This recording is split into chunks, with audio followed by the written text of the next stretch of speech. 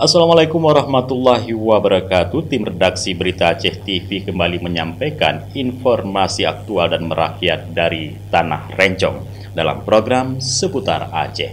Bersama saya Jufrizal, berikut liputannya. Dalam sambutannya, pemirsa, Gubernur menegaskan bahwa kepemimpinan adalah amanah besar yang harus dijalankan dengan penuh tanggung jawab.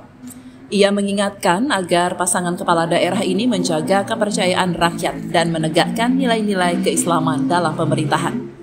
Mu'alim juga meminta Muklis dan Razwardi untuk menjadi pemimpin bagi seluruh masyarakat Biren tanpa membeda-bedakan kelompok atau golongan tertentu. Dengan pelantikan ini, diharapkan Kabupaten Biren semakin maju dan sejahtera di bawah kepemimpinan yang baru. Dari Kabupaten Biren, Tim Liputan Aceh TV melaporkan.